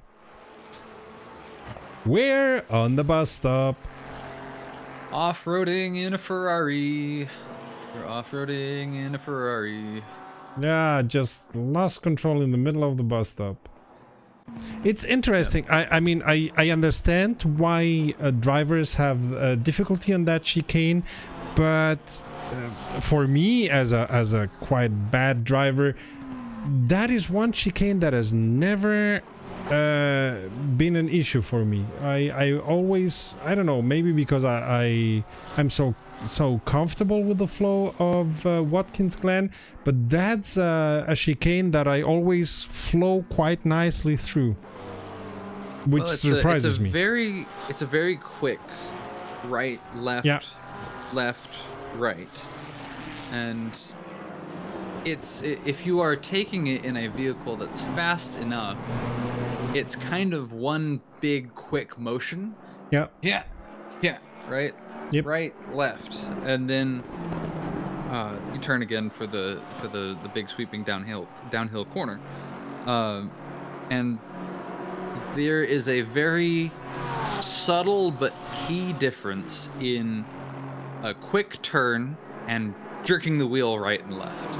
Yeah. And it's really easy, especially once you're getting up to high speeds, when you're driving a quick car, or you're trying to overdrive whatever car you're in, to mistake just a quick right and left with jerking the wheel in that direction. And that subtle difference is the difference between going through that corner quickly and smoothly and spinning the car and doing exactly what we saw with Arnold there. Like Variante Alta at Imola is always one that gets me, but this year, no, this year I'm comfortable with. Speaking of uncomfortable, the leader of the bronze category, Gamble, in the Aston Martin, he gave it just a little bit too much juice around a corner and had an oversteer spin into the barrier. He got going again, but Calgaro. No, but it was a yellow because he goes into pits. Hagen, by the way, also into pits, which makes Jardine and Caruana first and second. Yeah, now Calgaro, he was really speeding as he came towards the pit entry line. I'm going to have my eye out to see if he ends up with a penalty on that. Yeah. Gamble also, after that crash, he's come into the pits. He is far and away the leader in the bronze category. He was, I think, 8th or 9th overall whenever he had the incident. But he may lose it to Rescala, you mean? Yes, yeah, he may lose it. I think there's a big jump in between 10th and 11th place. Arnold also comes into the pits, another victim of some incidents here recently. But yeah, there's a big 20-second gap between Bellas and Arnold, and then plus a few seconds before Gamble can get to Rescala. But the battle here for the bronze category is really spread out, but Rescala and Gamble are the two left in the story. So I am curious if Rescala will be able to catch Gamble by the time he can repair those. Now Gamble, he's rolling again. He's almost to the line. Rescala, he is coming across the start-finish straight right now here. As Gamble gets out in front, he's out on track fully now. So Rescala is just one corner behind Gamble now here with 14 minutes left to go. The bronze category gets a whole lot more interesting after Gamble's quick hit to repair the damage from his incident a little bit earlier. We will keep you guys posted if Rescala is able to catch up anymore, but we will have to see how it shakes out. It is still Jardine and Caruana in first and second place, both silver drivers leading all of the gold drivers, and it is Dave Young in third place. That's the top rated gold driver, the top place gold driver right now. And in terms of championship standings, Dave Young is in second place behind Thomas Hagen for the championship, but Hagen having a pretty okay day. He's fourth in class, but several seconds behind. So that's 14 seconds behind Rossi, and then Rossi's a second behind Knight. Knight's 3 seconds behind Young. Now I'll let you in the audience add that up, but let's just say that Hagen has a little bit of catching up to do, and Young's in a really good position to overtake for the championship lead. Of course, it's still progressing, but that's your current status update. If we were to wave the checkered flag right now, Young's in a really, really good position to take the championship lead over Hagen. Young, by the way, still the driver with the fastest lap of the whole race. Yeah, and that was a 1 minute 46.247. I will challenge anybody watching saying, "Oh, I could do that," to get in any car of your choice in ACC and see if you can best that in race conditions. I dare. So, the battles that we have going on right now. Elsog, Silver. Oh, Caruana has an issue and goes into the wall. That's second place Caruana in a hard hit there off of the bus stop chicane.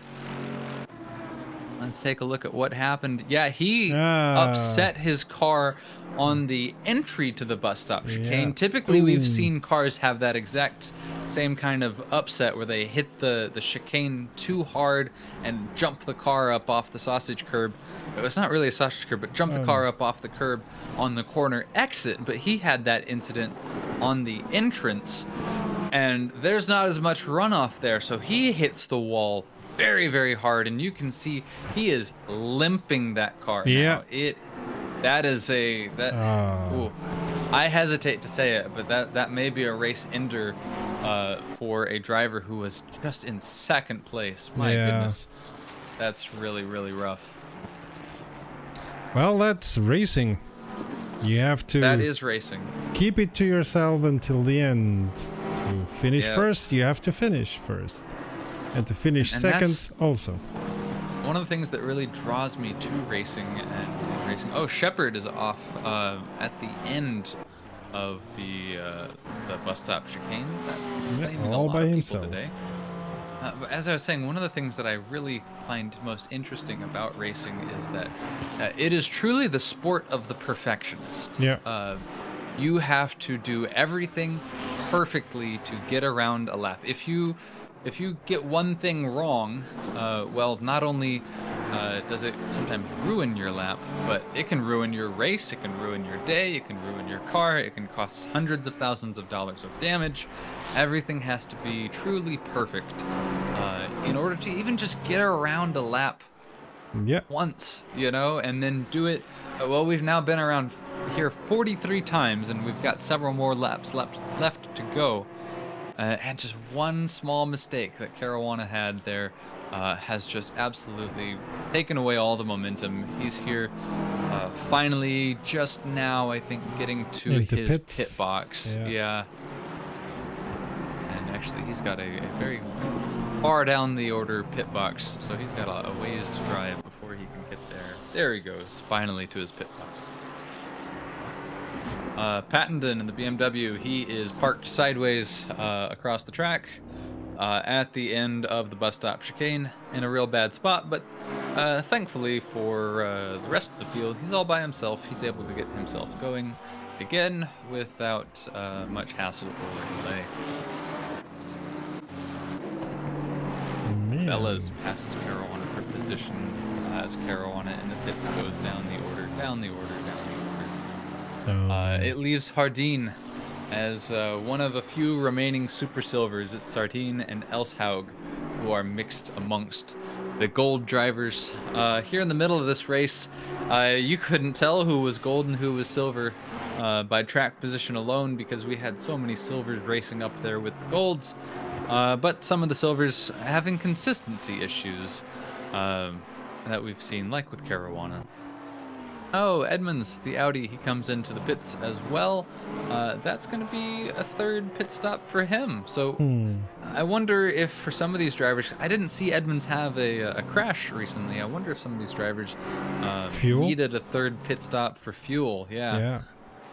They may have gotten towards the end of the race and realized, hey, I didn't fuel up enough to finish this race. Oops. I gotta come in again for a splash and dash. That's my guess, because looking around that car, I'm not seeing much in terms of damage on it, and he's done mostly well today. He had one incident, but he's done mostly well today to keep that car pretty clean. Yeah, fuel calculations are always a thing. Yeah. Oh, something to and worry he's about. got a drive-through, Edmonds. Oh no! Yeah. Bad to worse there. Yeah. You go for a man, splash and dash, and you finish up with a drive-through. Yay! Yeah, and you see him now going very, very gingerly out of the pit lane. I think he did not know where the pit exit began and ended. And so I think, yeah, he misjudged, I think, where the line was, and got off of his pit limiter too early. Yeah. Got the drive-through, and then was just perhaps ashamed, perhaps embarrassed, perhaps worried about getting another drive-through penalty.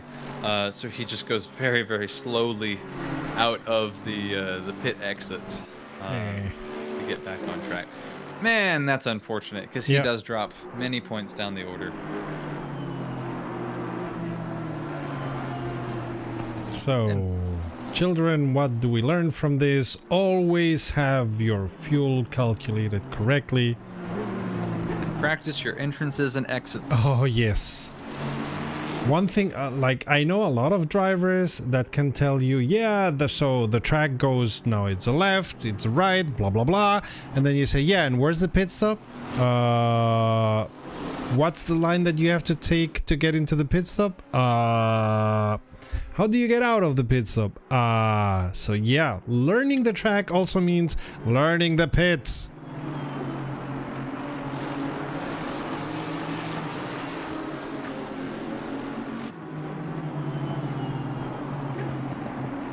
And we have battles. Rossi against Knight for 3rd.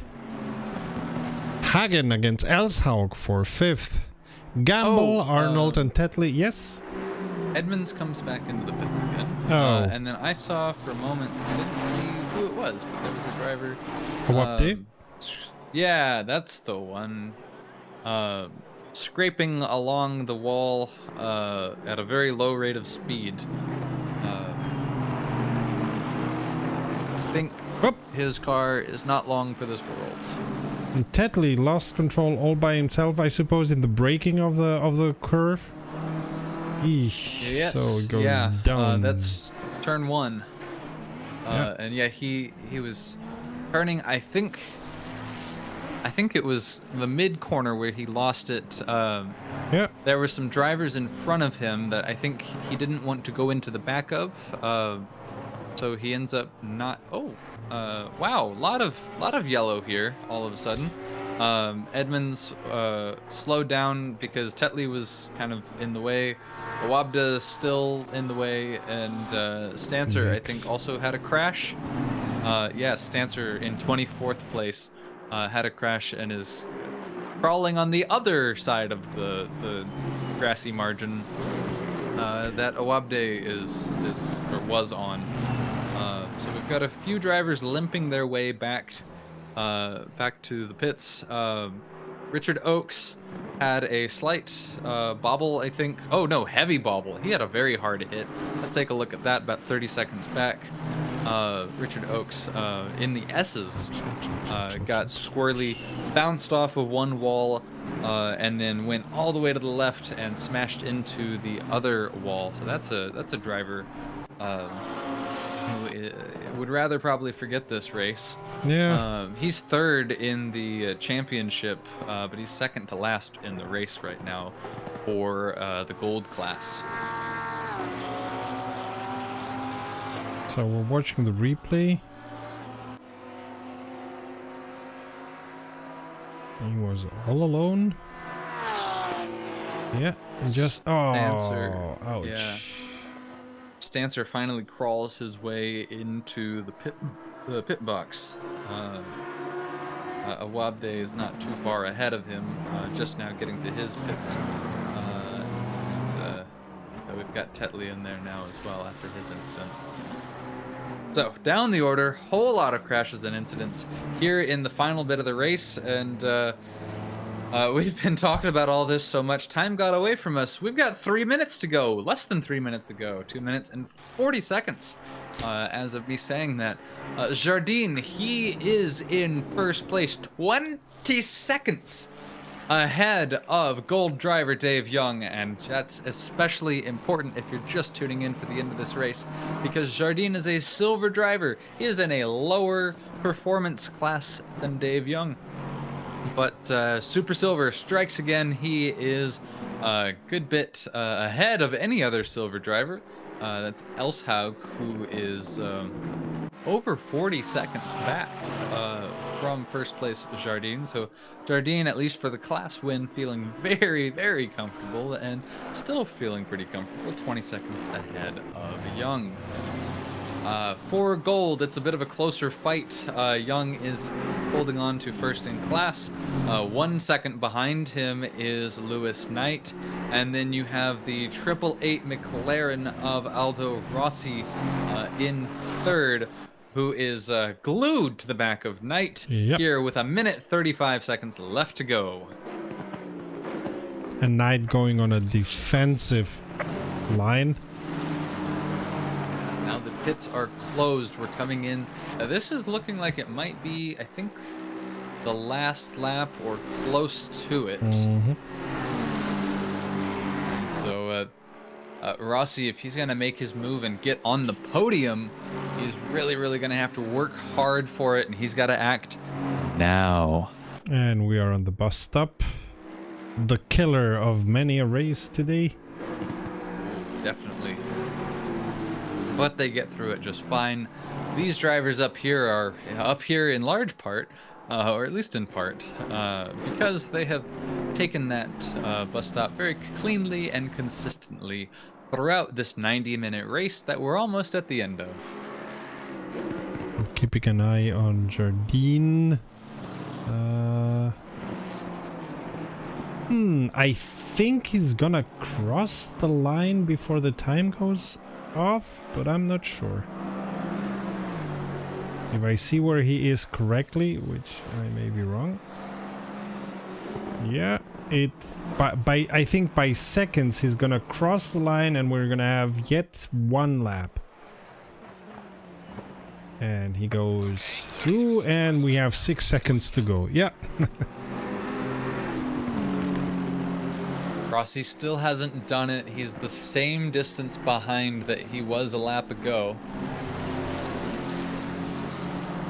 And not sure he's gonna be able to get it done. Now they've crossed the line. It's after the flag has come down, but they don't get the checker yet because Jardine has to come around and finish, and that will end the race. So Rossi gets a full lap to get around Knight, and Knight is the same distance from Young. So for second place, we have kind of a train that is formed behind Young, just in case Young has any issues. He has company to take second for him. Let's say, if you're not using that second place, I could really take it from you. Yep. Oh, Royce, with pits? 0 laps left to go, comes into the pits. That's fuel. That's got to be. Oh, that's got to be fuel. That's really unfortunate. So sure that it's fuel. And it's been a rough day for silver drivers today. Oh well. Not for Jardine, but yeah. If your name is not Jardine or Elshaug, well, I should give a shout out to Elshaug in second place in class. In second for exactly. Yeah. And speaking of Jardine, Jardine wins it at Watkins Glen. So. And, oh, what happened to Elshaug? Elshaug on the last lap, he's out of fuel. Oh my goodness, what an upset. No. Oh no. What a pity. That's not what he you is want to parked. The McLaren is parked. Oh, he is retired back to the pits. Elshaug will not finish the race on the very last lap. Oh, what a shame. Man. Elshaug. a performance as good as the Gold's up to this point, and third place in the championship behind Shepard and Jardine. Oh my goodness, what an upset. As I was saying, fuel calculations are very important. Oh man, and truly it goes to show it's not over until it's over. Yeah. Man. Sometimes the last lap is a formality, and sometimes it is everything. And for Elshaug, it was everything. Young, in gold, takes the win in class for him, for the golds. Wow, I am still shaken by the luck of Elshaug there. Goodness me. Well, no, it's not the luck. It's you have to have your fuel calculations right. I mean, been there, done that. I'm not saying I'm better than that. You have to have your fuel in. Yeah.